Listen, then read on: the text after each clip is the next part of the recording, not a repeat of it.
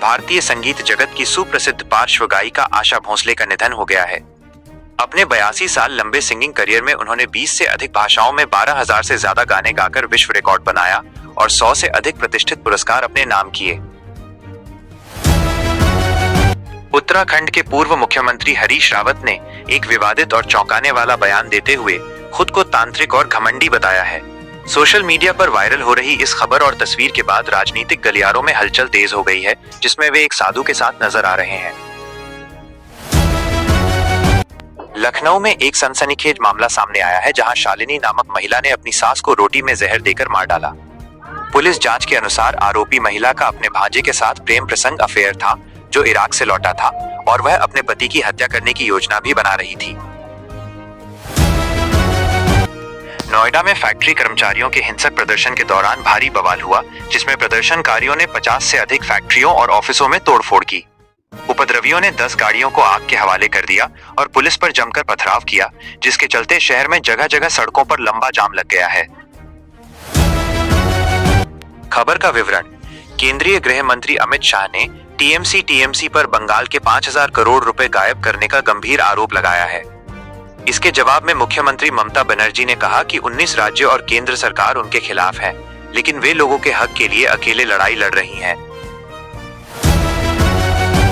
उत्तर प्रदेश में गर्मी ने अपना प्रचंड रूप दिखाना शुरू कर दिया है, जहां प्रयागराज लगातार दूसरे दिन राज्य का सबसे गर्म शहर रहा और तापमान 40 डिग्री सेल्सियस के करीब पहुंच गया है। मौसम विभाग के अनुसार फिलहाल राहत के कोई संकेत नहीं है और अगले 2 हफ्तों तक बारिश की कोई संभावना नहीं है, जिससे लू, हीटवेव का प्रकोप और बढ़ने के आसार हैं। उत्तर प्रदेश की राजनीति में नया मोड़ देखने को मिल रहा है, जहां अरविंद केजरीवाल और अखिलेश यादव के बीच चुनावी गठबंधन इलू की चर्चाएं तेज हो गई हैं।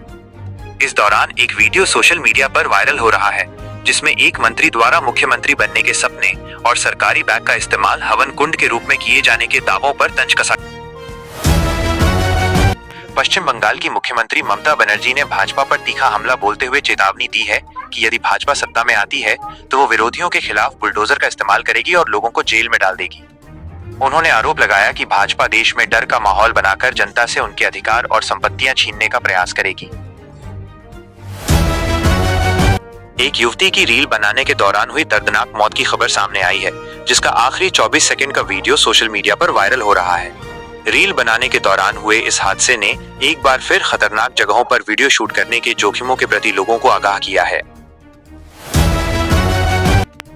भाजपा नेता सुरेंद्र चौधरी ने राजनीतिक भविष्यवाणियां करते हुए कहा है कि आगामी चुनावों में पश्चिम बंगाल में भाजपा की सरकार बनेगी और 2027 में उत्तर प्रदेश में भी पार्टी की जीत सुनिश्चित है। उन्होंने विश्वास जताया कि प्रधानमंत्री मोदी के नेतृत्व में विकसित भारत 2047 का संकल्प निश्चित रूप से पूरा होगा। उत्तर प्रदेश में मतदाता सूची से नाम कटने का सबसे बड़ा असर भाजपा के प्रभाव वाली सीटों पर देखा गया है। रिपोर्ट बताती है कि मुख्यमंत्री योगी आदित्यनाथ के निर्वाचन क्षेत्र गोरखपुर में लगभग 33,000 मतदाताओं के नाम कटे हैं, जबकि विधानसभा में विपक्ष के नेता की सीट पर यह संख्या 41,000 के करीब है। यह डेटा दर्शाता है कि वोटर लिस्ट की सफाई के दौरान सत्ता और विपक्ष दोनों ही क्षेत्रों में बड़ी संख्या में मतदाताओं के नाम कम हुए हैं, जिसका असर आगामी चुनावों के समीकरणों पर पड़ सकता है। प्रधानमंत्री नरेंद्र मोदी ने 13 अप्रैल को जलियांवाला बाग नरसंहार के शहीदों को नमन करते हुए उनके अदम्य साहस और बलिदान को याद किया। उन्होंने कहा कि हमारे वीरों का बलिदान प्रत्येक भारतीय को देश के लिए समर्पित होने और विकसित भारत के संकल्प को सिद्ध करने की प्रेरणा देता रहता है। समाजवादी पार्टी के प्रमुख अखिलेश यादव ने घोषणा की है कि वे मेरठ से आर्थिक स्वतंत्रता आंदोलन की शुरुआत करेंगे, जिसका उद्देश्य बढ़ती महंगाई और बेरोजगारी के खिलाफ आवाज उठाना है। उन्होंने कहा कि ये आंदोलन किसानों और युवाओं को आर्थिक रूप से सशक्त बनाने और सरकार की जनविरोधी नीतियों को चुनौती देने के लिए एक निर्णायक कदम होगा। प्रधानमंत्री नरेंद्र मोदी ने नारी शक्ति वंदन सम्मेलन के दौरान महिला सशक्तिकरण के संकल्प को दोहराते हुए उपस्थित महिलाओं का अभिनंदन वंदन किया। इस अवसर पर उन्होंने केंद्र सरकार की महिला केंद्रित योजनाओं और नारी शक्ति की देश के विकास में अहम भूमिका पर जोर दिया।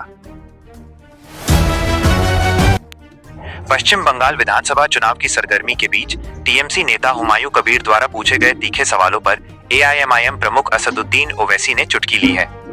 कबीर के बयानों पर प्रतिक्रिया देते हुए ओवैसी ने केवल मुस्कुराकर छोड़ दिया, कहा, जो इस बात का संकेत है कि वे प्रतिद्वंदियों की बयानबाजी को अधिक तवज्जो नहीं देना चाहते। ये घटनाक्रम बंगाल में मुस्लिम वोटों के ध्रुवीकरण को लेकर जारी राजनीतिक खींचतान को और भी दिलचस्प बना रहा है। केंद्रीय गृह मंत्री अमित शाह ने बीरभूम में एक जनसभा को संबोधित करते हुए आगामी विधानसभा चुनाव का बिगुल फूंक दिया है।